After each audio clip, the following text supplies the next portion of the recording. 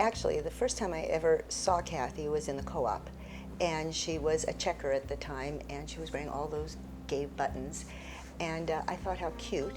And then I realized how funny she was and how sweet and how nice. Quite honestly, the first time that I saw Cathy, I was at a support group meeting, and it was one of my first ones after having started at the ALS Association, and she came in with her walker, and I just remember the first thing that came out of my brain was like, who is this cool chick? And I think that that's pretty much Cathy's MO.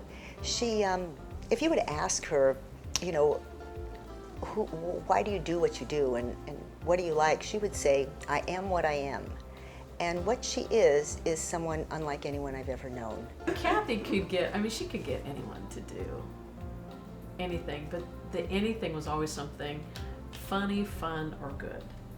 She will get you to do things you would never think that you would do otherwise, like put on all sorts of Christmas costumes and go singing in Christmas carols in the convalescent homes. I mean, I don't sing, and yet there's a group of us every year. We've been going and having a ball, and everyone else does too. She does still get on the intercom and lead us in afternoon stretches whenever she can. I haven't noticed that in any Safeways. You know, that's not quite what I hear when I'm in the other stores. So, another unique thing. She gathered up about 13 people, I believe, to do the skydiving and jumped for awareness. We were the first one in the nation to do a type of event like that, and it was a really big deal for us. She had our caregivers of patients that had passed that were in their 80s that came out and jumped in honor of Cathy. It was pretty incredible, very, very impactful. If you have a conversation with her, you will walk away feeling somehow elated. And part of the reason is that she's so funny and you're always laughing, but also there's always a nugget of wisdom that she sneaks in that you never really expect. But she would always tell me to look at the trees. And in fact, she'd say, look at the trees, Blanchy.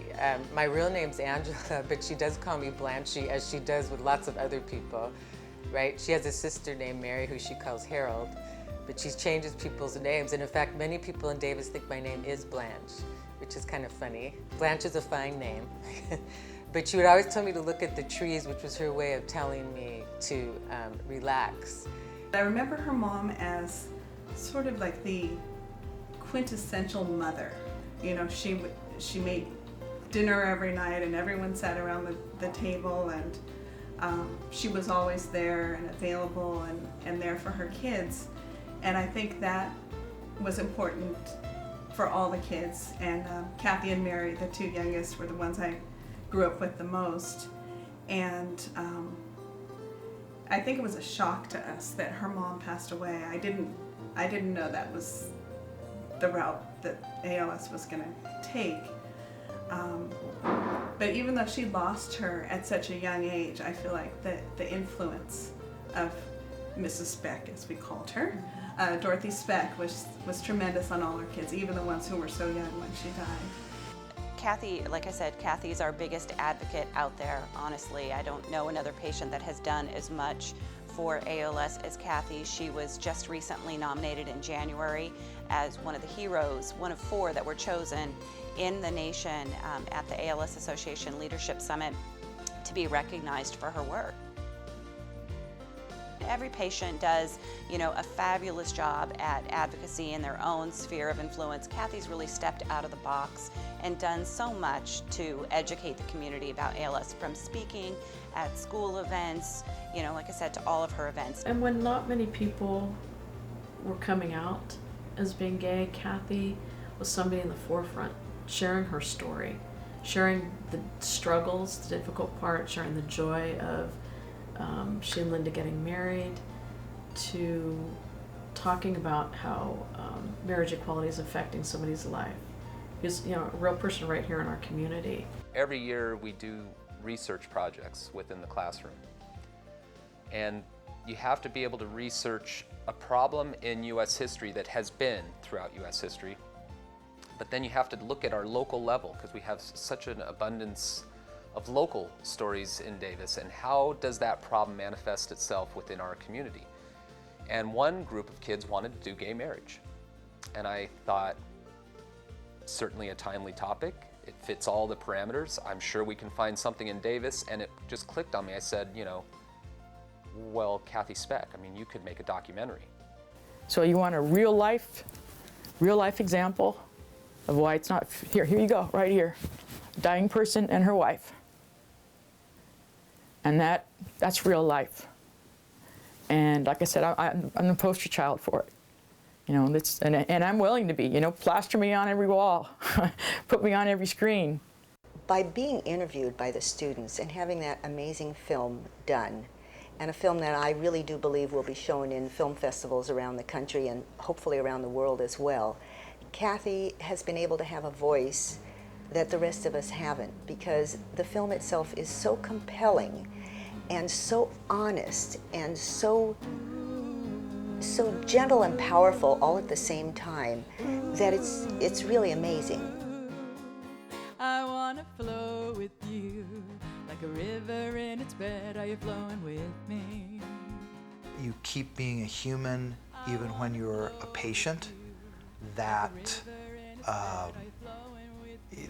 you keep being a human while you have a disease, that the disease is a huge factor in your life, but it's not your life. For both of us, we have life-threatening illnesses, and we both believe really through those illnesses it makes you stronger.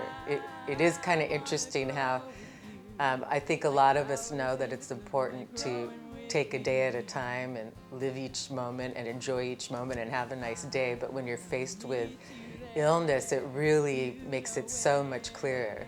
There's still space, that you can make a space in your life that is not your disease, that is not your affliction, that is not your troubles, that is your joys, whatever is left to you, whatever you still have as your joys, that you can still make a big space for that.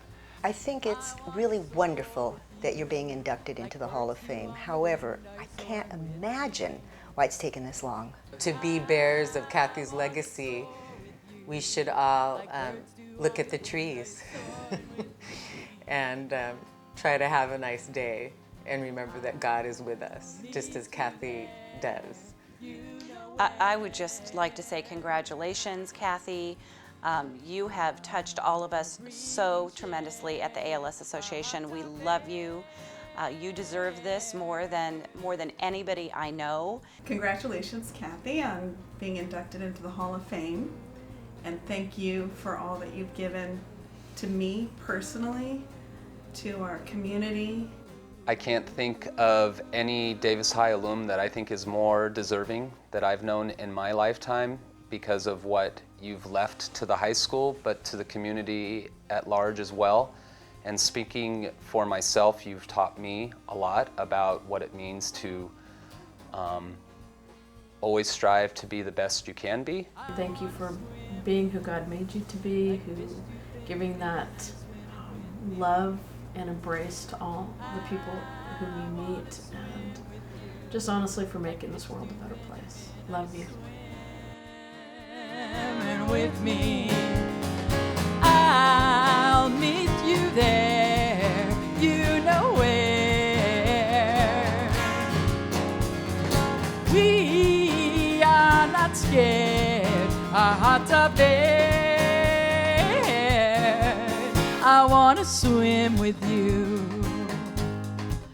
I wanna soar with you, I wanna grow with you, I wanna flow with you, flow with you.